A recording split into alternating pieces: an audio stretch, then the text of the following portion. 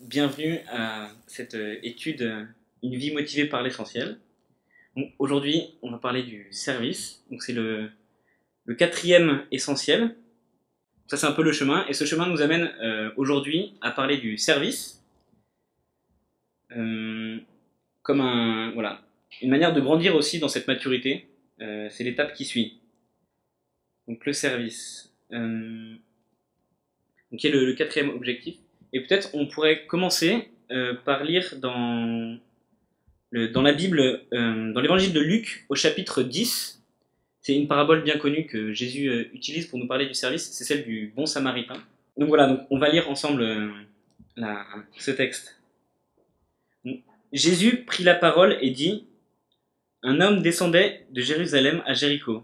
Il tomba au milieu des brigands qui le dépouillèrent, le rouèrent de coups et s'en allèrent en le laissant à demi-mort. Par hasard, un prêtre descendait par le même chemin. Il vit cet homme et passa outre. Un lévite arriva de même à cet endroit. Il le vit et passa outre. Mais un samaritain qui voyageait arriva près de lui, le vit et en eut compassion. Il s'approcha et banda ses plaies en lui versant de l'huile et du vin, puis il le plaça sur sa propre monture et le conduisit à une hôtellerie et prit soin de lui. Le lendemain, il sortit 2 deniers et les donna à l'hôtelier et dit : Prends soin de lui, et ce que tu dépenseras en plus, je le paierai moi-même à mon retour. Lequel de ces 3 semble avoir été le prochain de celui qui était tombé au milieu des brigands ? Il répondit : C'est celui qui a exercé la miséricorde envers lui. Et Jésus lui dit : Va, et toi, fais de même. Donc pour mettre un peu le contexte, donc ce texte en fait c'est un religieux, un pharisien, quelqu'un qui a la foi, un peu comme nous aujourd'hui, qui croit en Dieu, qui prie, et qui va voir Jésus pour lui demander qui est-ce que je dois servir, qui est mon prochain, avec un peu le désir de limiter sa responsabilité, quoi, en voyant qui est mon prochain, et parce qu'en fait il connaît bien les commandements, et notamment celui qui dit aime ton prochain comme toi-même. Et pour répondre, Jésus part en fait de ce qu'on est nous, à travers le cas de ces 3 personnes qui croisent le samaritain, l'homme qui s'est fait attaquer. À travers ces 3 personnes, Jésus nous parle de nous et nous parle de 3 attitudes qu'on va identifier maintenant. La première attitude consiste à garder mes distances. Donc il arrive, il voit l'homme et en fait il passe à côté. Donc finalement ça peut nous renvoyer à un style de vie où on évite les autres, on évite les contacts, on garde nos distances et on se protège d'une certaine manière. Parce que la relation aux autres peut blesser, et finalement si je garde tout le monde à distance et que j'entretiens un peu des relations un peu superficielles ou alors je vais pas trop profond, je me protège en fait du fait d'être blessé. On peut se protéger aussi du fait de pouvoir être dérangé, qu'on sollicite notre aide. Voilà, ça c'est la première attitude. La deuxième attitude, c'est le fait d'être curieux, mais de ne pas s'impliquer. Donc ça peut être par exemple l'attitude de la deuxième personne qui croise l'homme blessé, qui voit, puis on peut se dire que voilà, il voit le problème, il sait qu'il faudrait agir, mais il fait rien. Donc c'est une forme et c'est un phénomène qu'on remarque aussi par exemple il y a beaucoup d'embouteillages sur l'autoroute qui sont créés pas parce qu'un accident sur la voie, mais parce qu'un accident sur l'autre voie. Et en fait, les gens, par curiosité, regardent, donc ils ralentissent, mais en fait, ils vont pas agir. Ils ne sont pas directement concernés. Donc ça, c'est un peu comme ça dans notre vie, quoi. On peut avancer, on remarque des besoins, et on n'intervient pas. Donc ça peut être soit par fuite, ou plus simplement par le fait qu'on est démuni, en fait, face aux besoins des gens. On ne sait pas trop quoi faire. On sait qu'on pourrait agir, mais on se trouve un peu des excuses, parce que voilà, on est démunis. Et on fuit un peu face à notre conscience qui nous dit ah, tu pourrais faire quelque chose pour cette personne. Mais alors on ne sait pas quoi faire, donc on prend la tangente et on esquive un peu. Donc ça, c'est l'attitude un peu du deuxième homme qui croise. Et enfin, la troisième attitude, c'est celle du bon samaritain. C'est celle qu'on adopte certainement. Et en tout cas, c'est celle à laquelle on est appelé, celle à laquelle Jésus nous appelle en fait. Et en fait, à travers cet essentiel, c'est un appel voilà, à appliquer cet essentiel du service avec une certaine forme de radicalité dans notre vie. Voilà, c'est un appel vraiment, cette attitude qui est de traiter les autres comme on aimerait soi-même être traité. C'est le troisième passage à compléter dans les carnets. Traiter les autres comme on aimerait être traité soi-même. Ça veut dire en gros servir et suivre Jésus la main dans la main et servir comme lui il nous sert en fait, l'imiter vraiment. Donc c'est pas si simple, pour ça on peut demander l'Esprit Saint qui vient nous aider à agir. Donc ça c'est d'une certaine manière, nous, comment on peut réagir face aux besoins des autres, face au fait de la réalité de devoir se mettre au service. Et maintenant on va voir 4 étapes pour voir comment on peut se mettre au service concrètement. Donc on a vu comment on peut réagir, nos manières de réagir, on va voir comment est-ce qu'on peut voilà, servir, qu'est-ce que c'est ce service. Donc pour ça il y a 4 étapes. La première étape c'est de commencer par voir les besoins, ça paraît évident, mais c'est important, et c'est pas si évident que ça en fait. Voir le besoin des gens. Et finalement c'est pas possible de se soucier de quelqu'un et de prendre soin de lui si on n'a même pas fait attention à lui. Et par exemple, déjà, dans ce passage-là que Jésus raconte, il dit bien que les 3 personnes ont vu l'homme qui était blessé. Il passe, il le voit, et il passe à côté. Bon, c'est déjà un bon début.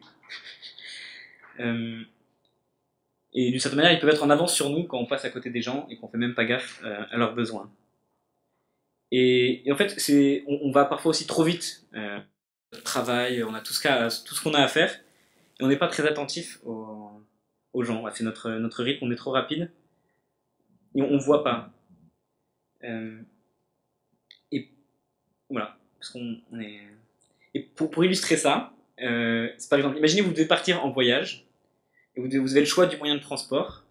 Est-ce que vous partez et votre objectif c'est d'en voir le plus au niveau du paysage et tout ça. Est-ce que vous partez en avion, en train, en voiture ou à pied pour voir le plus de paysages? Ouais. À pied. Alors, on est plus lent, on a le temps de se poser et de voir vraiment ce qui se passe autour de nous. Donc ça c'est... Et on peut chercher chacun à quoi ça fait écho dans notre vie, cette forme de rapidité. Quand est-ce que dans ma vie je fonce trop et je fais pas gaffe autour de moi? Bon, alors pour être plus attentif aux besoins des autres, qui est la première étape, voilà, il faut commencer par ralentir d'une certaine manière, regarder les gens, les écouter, s'arrêter, parler aux collègues, parler de manière gratuite, quoi, pas dans un système de fonctionnement, mais parler, s'intéresser, écouter. Donc, c'est dans la lettre aux Corinthiens, que personne ne cherche son intérêt, mais celui d'autrui. Donc voilà, ne pas chercher à s'écouter soi, mais écouter les autres. Et on peut se demander en fait chaque jour, mais Seigneur, qui est-ce que tu veux que j'écoute aujourd'hui? À qui est-ce que tu veux que je fasse attention? Pour travailler un peu notre conscience, quoi. C'est aussi, ça demande un exercice. Il y a certaines personnes qui sont sensibles naturellement, et d'autres, on a besoin de s'entraîner à être attentif. Et pour ça, ça peut être de s'adresser au Seigneur et lui dire, mais Seigneur, à qui est-ce que tu veux que je parle aujourd'hui? Qui est-ce que tu veux que j'écoute? Qui est-ce que tu veux que j'aide? Et s'entraîner un peu comme ça à faire attention. Ah, mais pour être dans cette démarche, il faut savoir ce qu'on veut. Il faut que ce soit vraiment un choix de notre part de vouloir entrer dans cette dynamique de cet essentiel du service. Et peut-être par rapport à la slide qui était juste avant, qu'on peut montrer, j'aime bien le panneau attention, qui est tout bête, mais c'est entre l'attention qu'on porte aux autres, faire attention à quelqu'un, et le fait de faire attention, qu'on dit attention. Et d'une certaine manière, on a besoin d'être vigilant. Pour pouvoir vivre vraiment l'attention, l'aide et le service, on a besoin d'être vigilant. Et ce mot a un peu ces deux sens, de l'attention fraternelle, du service de l'aide, et du fait d'être vigilant. Et d'une certaine manière, si on veut aider, être vraiment dans cette dynamique de service, ça commence obligatoirement par le fait d'être vigilant, d'écouter, de ralentir. Bon, alors, on est vigilant, on a repéré le besoin, on est sensible à ce qui se passe autour de nous, on est vraiment disponible, c'est une première chose.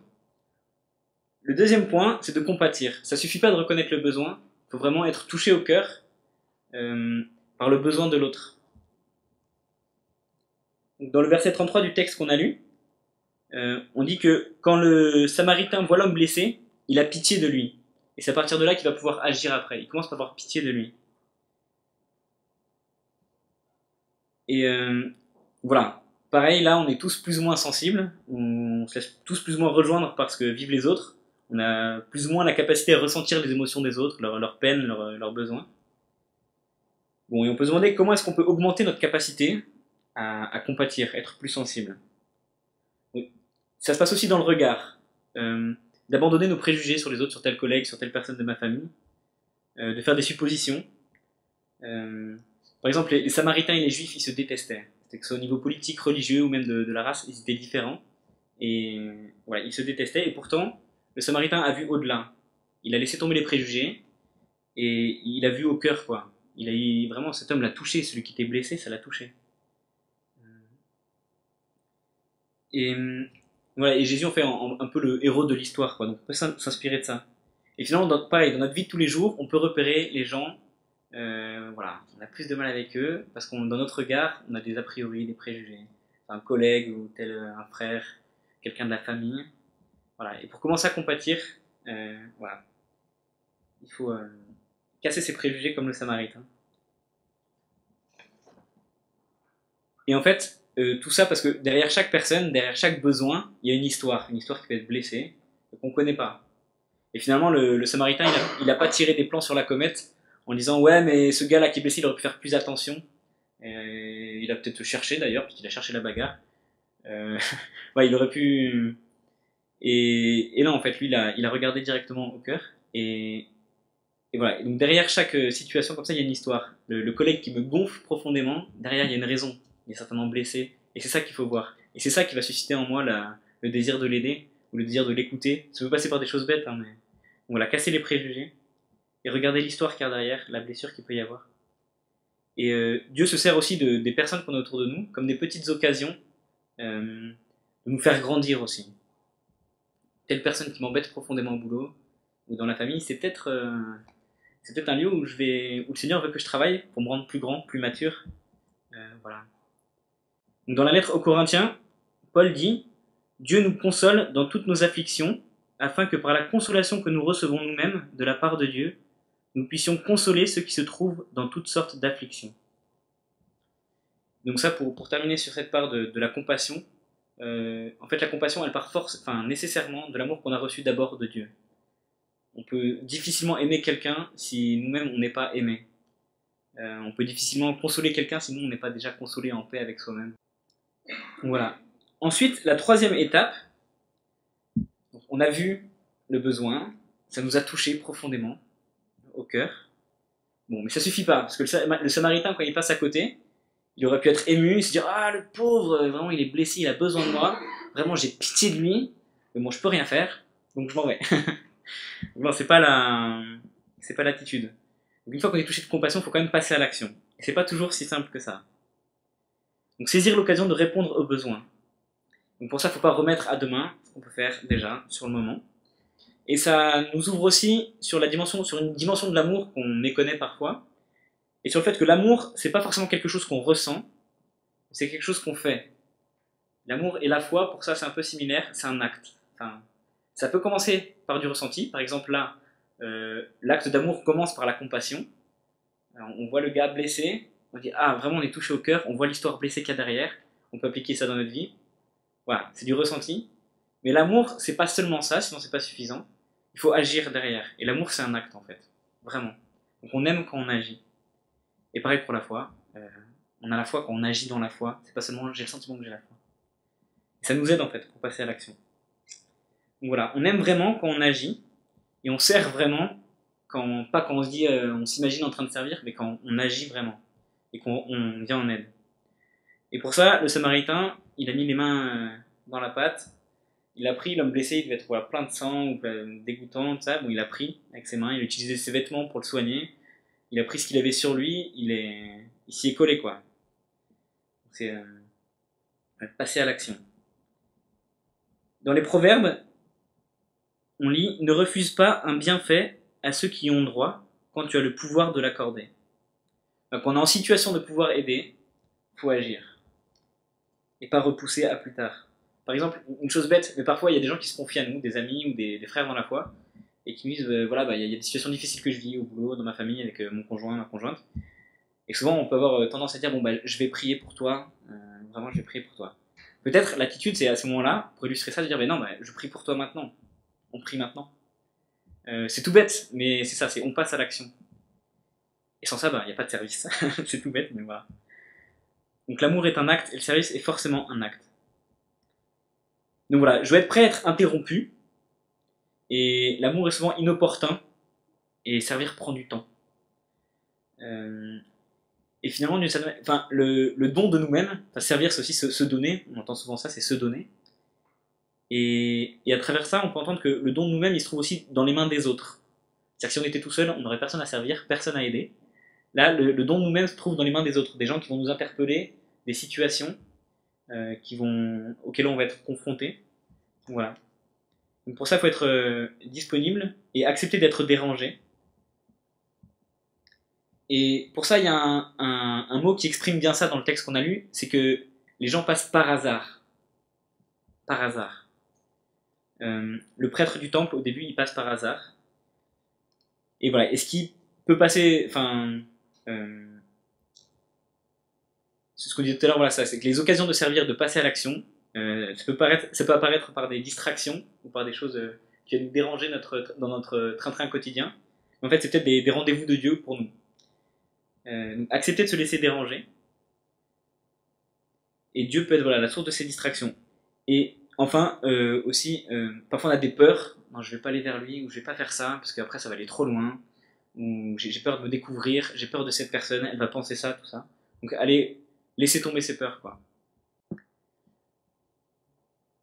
Donc voilà, passer à l'action, agir de manière radicale selon l'évangile et selon ses essentiels.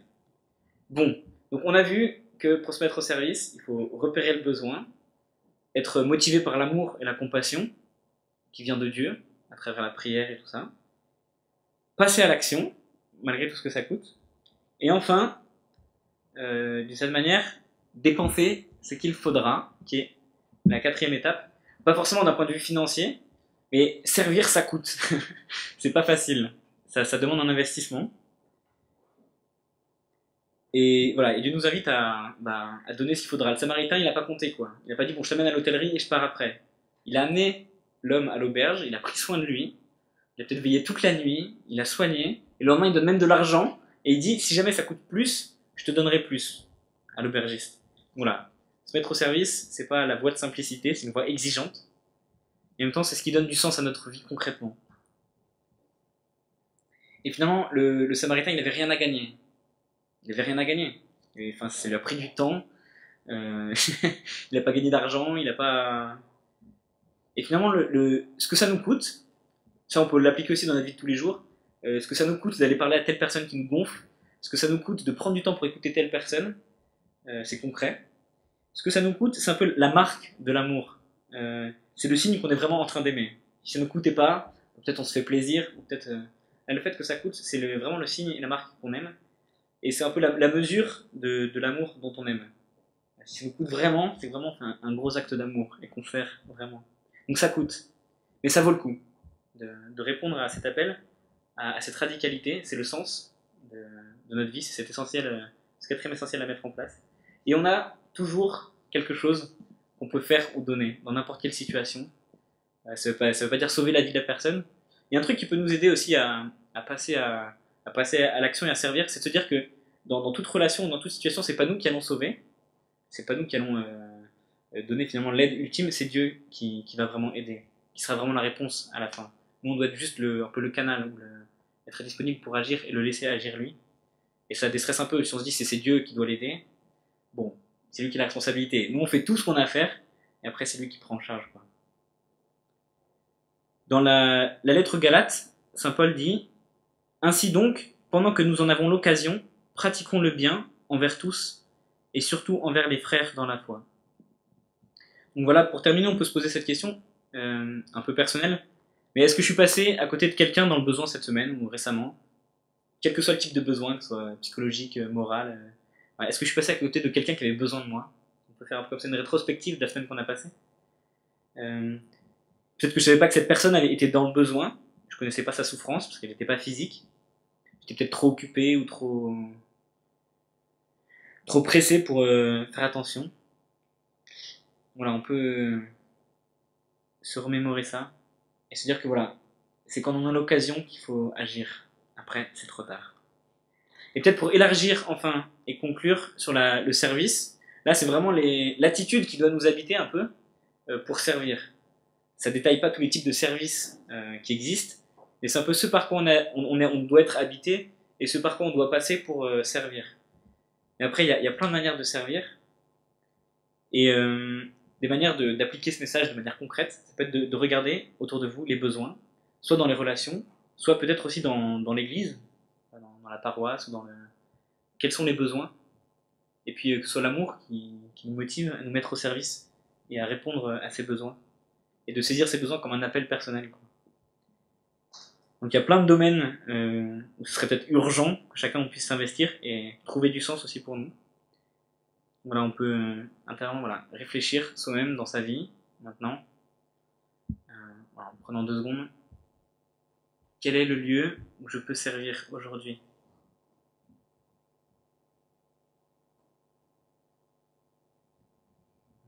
Et on peut terminer en priant. Notre Père, merci de nous avoir donné une image claire de ce qu'est un serviteur. Je ne veux pas être quelqu'un de distant ou d'indifférent. J'aimerais vraiment être plus aimant. Aide-moi à suivre ces 4 étapes afin de développer un vrai cœur de serviteur. Aide-moi à ralentir et à commencer à regarder, à ressentir les besoins des gens qui m'entourent.